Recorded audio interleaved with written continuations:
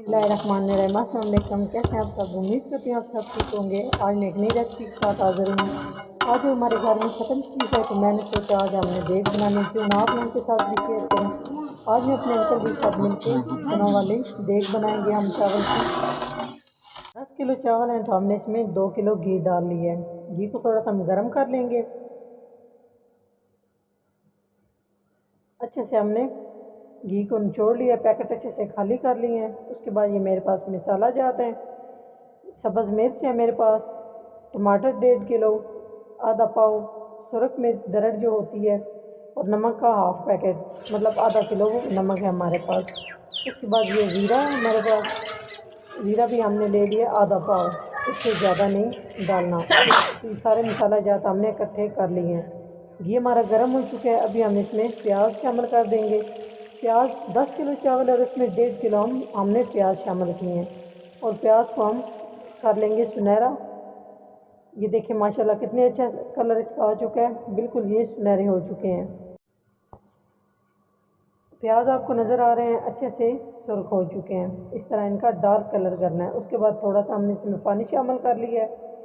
उसके बाद हमने इसमें चने शामिल कर दिए हैं, मसाला जात सारे शामिल किए हैं, और इनको अच्छे से हमने मिक्स कर लिया है। चने थे हमारे पास 2 किलो। चनों को हमने अच्छे से बॉईल कर लिया है। उसके बाद हमने इसमें शामिल किए हैं। तो यहाँ पर है इमली। इमली है मेरे पास 1 पाव।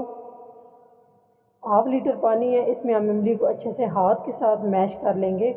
इस तरह से हाथ के साथ मैश करेंगे ताकि ये अच्छे से मैश हो जाए और इसका कलर भी अच्छा सा आए और इसका टेस्ट भी चावलों में अच्छा सा आए। यहाँ पे चनों को हमने अच्छे से भून लिया। अब उसके बाद इमली का पानी शामिल कर दिया। यहाँ पे थोड़ा सा हमने इसको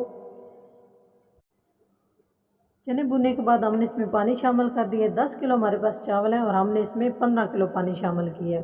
वैसे तो डबल पानी डाला जाता है, लेकिन चावलों में हमेशा से कम पानी डालना चाहिए। इससे चावल अच्छे बनते हैं, चावल गिरते नहीं हैं, चावलों का हलवा नहीं बनता। तो यहाँ पे हम पानी को बॉईल कर लेंगे चनों समेत, ताकि अच्छे से पानी हमारा बॉईल हो जाए। उसके बाद हम इसमें शामिल करेंगे आधा किलो अचार।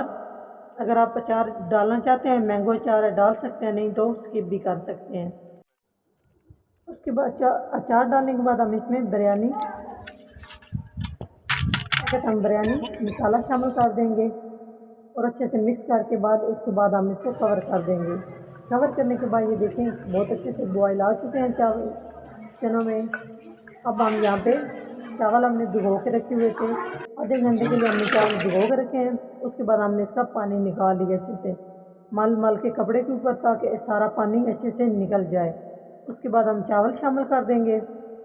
चावल शामिल करने के बाद हल्के हाथ से हम चावलों को मिक्स कर लेंगे। अच्छे से हम चावलों को मिक्स कर लेंगे नीचे से लेके ऊपर तक, ताकि नमक और मिर्च सारे मसाला जात चावलों में अच्छे से मिक्स हो जाए। इस तरह से मिक्स करने के बाद हम इसको थोड़ी देर के लिए मिक्स करने के बाद उसके बाद हमारे पास है देगी सुर्ख मिर्च, वो हमने शामिल कर दिया हाफ पैकेट, ये तकरीबन 1 पाव का होता है। उसके बाद मेरे पास है अदरक, वो हम इसमें शामिल कर देंगे, आधा पाव हमने अदरक शामिल किया इसमें। यहाँ पे हम इसको अच्छे से मिक्स कर लेंगे।